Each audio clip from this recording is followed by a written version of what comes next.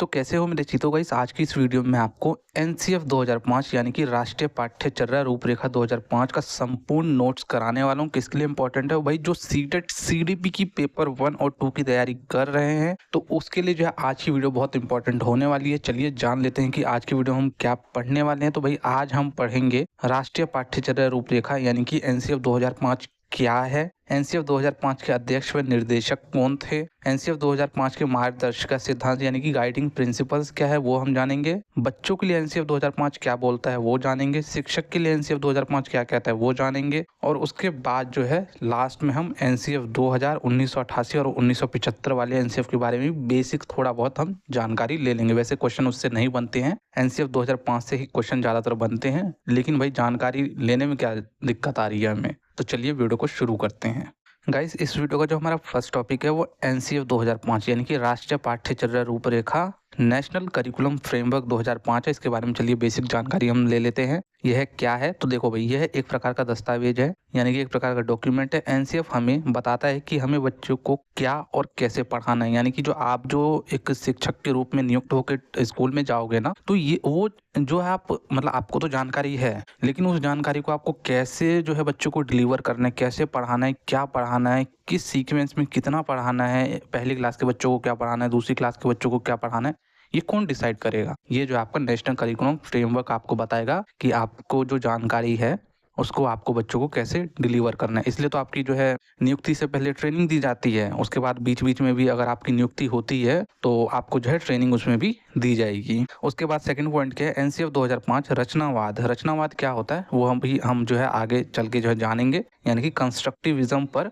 आधारित है। और एनसीएफ जो है किसके कहने पे बनाया गया था, तो ministry of human resource and development के कहने पर जो है एनसीईआरटी के द्वारा जो है निर्मित किया गया है। यानी कि अगर कोई आपसे पूछ ले कि भाई एनसीईआरटी जो है एनसीएफ किसके द्वारा बनाया गया है, तो आप पूरा बोलोगे कि भाई एमएचआरडी के कहने पर, जिसका नाम आई थिंक अब जो है एजुकेशन मिनिस्ट्री हो गया है, तो उसके कहने पे जो है एनसीईआरटी के द्वारा बनाया गया है। उसके बाद नेक्स्ट है, यह दस्तावेज बच्चों के वास्तविक जीवन को जोड़कर पढ़ाने पे जोर देता है। यानी कि ये जो नेशनल करिकुलम फ्रेमवर्क है ये कहता है कि आपको जो भी एग्जाम्पल देने, जैसे कि मैं भी जब आपको पढ़ाता हूँ तो क्या करता हूँ कि जो भी बीच बीच में एग्जाम्पल होते हैं तो वो जो है आपकी लाइफ से रिलेट करके बताता हूँ ताकि आप जो है उसको भूलो मत। वही चीजें जो है एनसीएफ भी बोलता है। एनसीएफ 2005 जो है आर.एन. टैगोर के एक निबंध सभ्यता और प्रगति यानी कि सिविलाइजेशन प्रोग्रेस से लिया गया है। यानी कि जब एनसीईआरटी इसको बना रहा था ना, तो इसका जो कंसेप्ट है ना वो किससे लिया था, वो आर.एन. टैगोर यानी कि रविंद्रनाथ टैगोर जी के जो है एक निबंध उन्होंने लिखा था, उसका नाम था सभ्यता और प्रगति यानी कि सिविलाइजेशन और प्रोग्रेस से उन्होंने जो है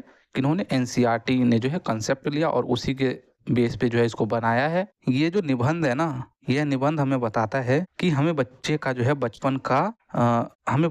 बचपना नहीं छीनना चाहिए, या जो बच्चे का जो बचपन होता है ना उसको नहीं छीनना चाहिए। आपने देखा है जो मतलब डाइवर्स बैकग्राउंड के बच्चे होते हैं वो जो है छोटी छोटी एज में 7 साल 8 साल से ही काम करना चालू कर देते हैं। तो इससे क्या होता क्या है कि जो उनकी खेलने की उम्र थी, जो उनके कौशल को विकसित करने की उम्र थी, उस उम्र में तो वो बेचारे काम कर रहे हैं। तो ये निबंध हमें एनसीएफ यही बोलता है कि हमें बच्चों का जो जेंडर जॉय नहीं छीनना चाहिए और एक शिक्षक के रूप में भी आपको जो है क्या करना है, बच्चों को मारना पीटना नहीं। अगर मारोगे पीटोगे तो बच्चे क्या है फिर उसके अंदर का जो कौशल वो बाहर नहीं आ पाएगा और फिर वो जीवन भर जो है फिर क्या करेगा, मतलब उतना अच्छा नागरिक नहीं बन पाएगा जो देश में वो जो है योगदान दे सके। ठीक है भाई, अभी तक कुल जो है 4 एनसीएफ 1975, 88, 2000 और 2005, और अभी कौन सा चल रहा है, यदि हम 2025 या 26 में हैं तो अभी जो है 2005 वाला जो एनसीएफ अभी चल रहा है। और एनसीएफ 1975 और 88 व्यवहारवाद पे आधारित है यानी कि बिहेवियरिस्टिक पर, और एनसीएफ 2000 और 2005 जो है रचनावाद यानी कि कंस्ट्रक्टिविस्ट पे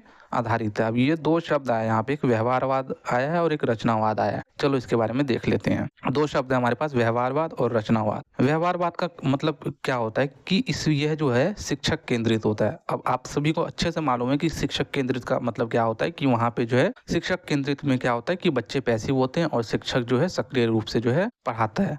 बच्चे को समझ में आ रहा है नहीं आ रहा है टीचर को मतलब नहीं है, और इसमें जो है रटने पे जोर दिया जाता है। यानी कि 2 1 जा 2, 2 2 जा 4। टीचर को नहीं मतलब है कि बच्चे को कितना समझ में आया है, कितना नहीं समझ में आया है। उसको नहीं मतलब है कि बच्चे के अंदर कौन से कौशल है, कौन से कौशल को हमें विकसित करना है। बस वो कक्षा में आएगा, लेक्चर देके चला जाएगा। और इसी में जो है ज़्यादा मारपीट जो है मतलब व्यवहारवाद में ही जो है क्या होता था, तो इसमें क्या होता था कि वो बच्चों को बहुत ज़्यादा मारपीट भी करते थे। तो ये व्यवहारवाद हो गया हमारा। और रचनावाद में क्या है, जैसे कि रचना, नाम से ही रचना है, तो ये बाल केंद्रित यानी कि चाइल्ड सेंटर होता है और इसमें बच्चों के जो है रचनाओं को महत्व दिया जाता है और जो टीचर होता है ना वो एक फैसिलिटेटर के रूप में काम करता है। अब फैसिलिटेटर का मतलब हो गया सुविधादाता। अगर बच्चों को कहीं पे कोई चीज़ें समझ नहीं आ रही है तो एक सुविधादाता के रूप में उस बच्चों को जो है स्काफोल्डिंग देगा, उसको समझाएगा अच्छे से, जिससे जो है बच्चों की जो कौशल है वो अच्छे से विकसित हो सके। तो इसको हम रचनावाद, इसमें हम बच्चों को मार नहीं सकते। यदि हम मारते हैं तो राइट टू एजुकेशन एक्ट जो है हमारे ऊपर हावी हो सकती है। अभी आपको एनसीएफ के बारे में पता चल गया कि भाई एनसीएफ होता क्या है। वो सारी चीज़ें आपको मैंने सारी चीज़ें बेसिक आपको बता दी है। चलिए अब हम जान लेते हैं कि एनसीएफ 2005 के अध्यक्ष व निर्देशक कौन थे। तो भाई एनसीएफ 2005 के जो अध्यक्ष थे वो प्रोफेसर यशपाल थे। प्रोफेसर यशपाल के अंडर में जो है ना 35 ग्रुपों का एक समूह था और इस ग्रुप ने जो क्या जो है मतलब बनाया था, तो बिना बोझ के सीखना यानी कि लर्निंग विदाउट बर्डन को जो है पारित किया था। आप सभी को मालूम है कि जब आप छोटे बच्चे थे तो बेशक आप स्कूल में कुछ सीखो मत सीखो, लेकिन आपका जो बस्ता था ना वो आपके वजन से भी ज़्यादा भारी था। तो इस चीज़ को जो है इन्होंने जो है प्रोफेसर यशपाल के जो ग्रुप थे 35 लोगों का जो मेंबर का ग्रुप था, इन्होंने जो है क्या किया, बिना बोझ की शिक्षा यानी कि शिक्षा जो एक बोझ ना हो, ना शारीरिक रूप पे ना मानसिक रूप पे, ऐसा ना लगे कि भाई हमें एग्जाम देना है, ये करना है, इसको याद करना है, उसको याद करना है, तो शिक्षा हमें बोझ नहीं लगनी चाहिए। लर्निंग विदाउट बर्डन को जो है इन्होंने पारित किया। उसके बाद इन्होंने जो है राष्ट्रीय संचालन समिति यानी कि नेशनल स्टीयरिंग कमेटी का भी गठन किया था। किन्होंने? डॉक्टर प्रोफेसर यशपाल ने। अब ये राष्ट्रीय संचालन समिति क्या होता है वो आगे बताऊंगा, टेंशन मत लो। कृष्ण कुमार एनसीएफ 2005 के निर्देशक थे। कृष्ण कुमार के जो नेतृत्व में यानी कि लीडरशिप में 21 फोकस ग्रुप बने थे। अब देख लेते हैं राष्ट्रीय संचालन समिति क्या होता है। तो पीछे जो मैंने आपको सारी चीजें, प्रोफेसर यशपाल के नेतृत्व में 35 ग्रुप और जो कृष्ण कुमार जो कि निर्देशक थे उनके जो है नेतृत्व में 21 फोकस ग्रुप का जो है गठन किया गया था। और फिर इन्होंने जो है शिक्षा को सुधारने का काफी सारा प्रयत्न किया। अब राष्ट्रीय संचालन समिति हम देख लेते क्या होता है। यह समिति एनसीईआरटी के द्वारा बनाया गया। अगेन यह समिति भी जो है एनसीईआरटी के द्वारा ही बनाया गया है। इसका मुख्य कार्य किसी भी परियोजना को कैसे चलाना है, क्या करना है और कैसे दिशा निर्देश देना है, ये जो है इसका काम था। ये जो समिति थी, अगर कोई भी परियोजना कोई भी जो है मतलब आ रही है तो उसको किस प्रकार से दिशा निर्देश देना है, किस प्रकार से चलाना है, तो वो सारा चीजें कौन हैंडल करता था? वो संचालन समिति जो है बताती थी किस प्रकार से क्या करना है। जैसे एनसीएफ 2005 जो है ये बताता था कि हमें जो है बच्चों को क्या पढ़ाना है, कितना पढ़ाना है, कब पढ़ाना है, ये सारी चीजें एनसीएफ बताता है। और कोई भी योजना परियोजना आती है तो संचालन समिति, जैसा कि नाम ही है ना संचालन समिति। एनसीएफ 2005 के मार्गदर्शिका सिद्धांत यानी कि गाइडिंग प्रिंसिपल्स हम जो है देख लेते हैं क्या थे। पहला था ज्ञान को जो है विद्यालय के बाहर के जीवन से जोड़ना है, यानी कि जो बच्चे आ रहे हैं विद्यालय में वो जो अपनी डेली लाइफ में करते हैं ना उससे रिलेटेड आपको जो है पढ़ाना है। अगर कुछ भी पढ़ा रहे हो ना टेक्स्ट बुक से, तो बच्चों के जीवन से जोड़ के पढ़ाओ, तभी बच्चों को जो है समझ में आएगा। एग्जाम्पल तो बच्चों के जीवन से संबंधित रटवाना नहीं है, अधिगम मुक्त जो है हमें क्या करना है, जो है मतलब एक ऐसा क्लासरूम बनाना है जहाँ पे 2 1 2 2 2 4 ना हो, वहाँ पे जो है सारी चीजें उनको समझानी। कुछ चीजें ऐसा मैं मानता हूँ कि कुछ चीज़ें ऐसी होती है जिसको हम रटवाए बिना याद नहीं कर सकते, जैसे कि पहाड़े हो गए, लेकिन बाकी सारी चीज़ें तो आप कर सकते हो ना। ऐसा तो नहीं है कि मतलब क्वेश्चन आंसर याद करके आओ, ये करके याद करके आओ, उसका कोई जीवन में कोई जो है ऐसा कुछ उपयोग नहीं होने वाला है। पाठ्य पुस्तकों से परे पाठ्यक्रम को समृद्ध करना है ताकि बच्चों का जो है सर्वांगीण विकास हो। सिर्फ आपको पाठ्य पुस्तक पे ही जो है मतलब निर्भर नहीं रहना है, बच्चों को कुछ ऐसे एक्टिविटीज कराओ जिससे जो बच्चे का जो है सर्वांगीण विकास हो सके। परीक्षा को जो हमें अधिक लचीला बनाना है। परीक्षा जो है बच्चों को बोझ ना लगे, डर ना लगे, परीक्षा को जो है बच्चे इंजॉय करें, एक उत्सव के रूप में जो है बच्चे परीक्षा देने जाए। और बच्चों में एक पहचान विकसित करना ताकि वह देश में अपना योगदान दे सके। बच्चों को लगना चाहिए कि हाँ भाई अगर वो इस देश में है तो उसको भी अपने होने का महत्व पता चल सके। ठीक है भाई, तो ये 5 गाइडिंग प्रिंसिपल्स थे हमारे।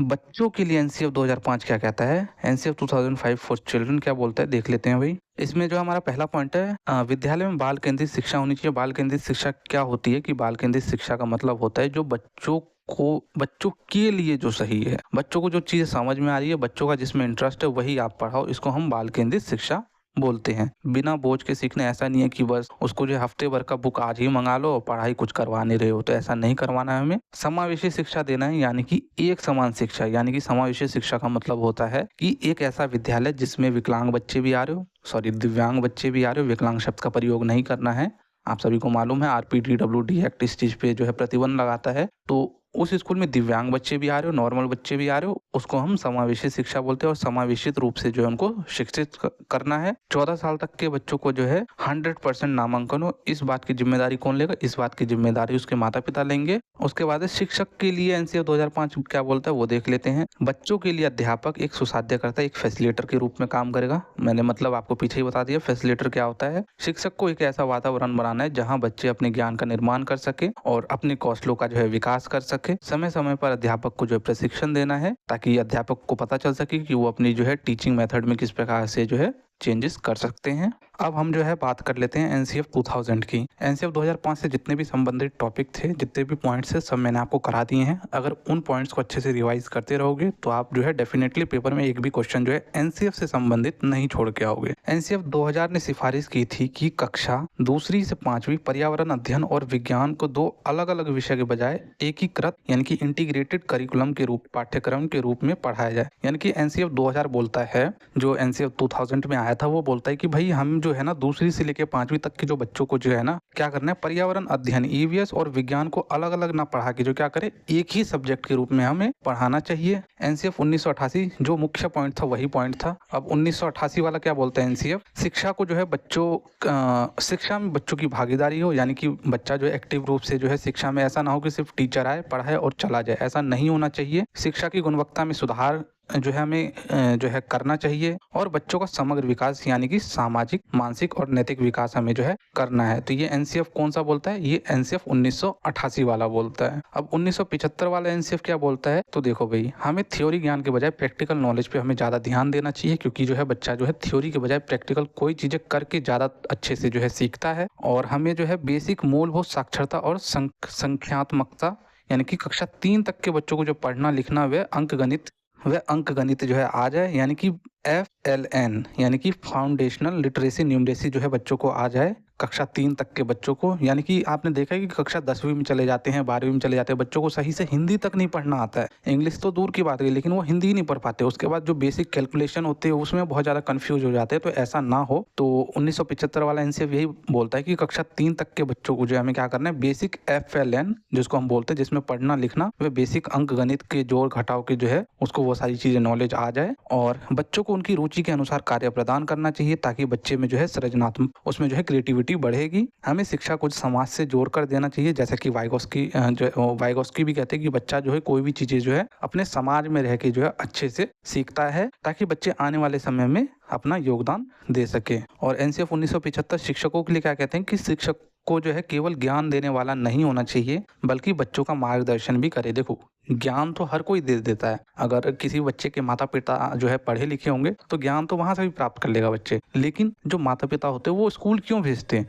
ताकि उसके बच्चे के अंदर जो भी स्किल है, क्वालिटी है, गुण है, उन गुणों को जो है शिक्षक क्या करे, उसको जो है पहचान कर उसको उभारने की कोशिश करे, ताकि बच्चा जो अपने जीवन में कुछ अच्छा कर सके। आज की वीडियो में इतना ही। अगर आपको नोट्स चाहिए तो टेलीग्राम से ज्वाइन हो सकते हैं। स्टडी क्लास के नाम से टेलीग्राम है हमारा। जय हिंद, जय भारत।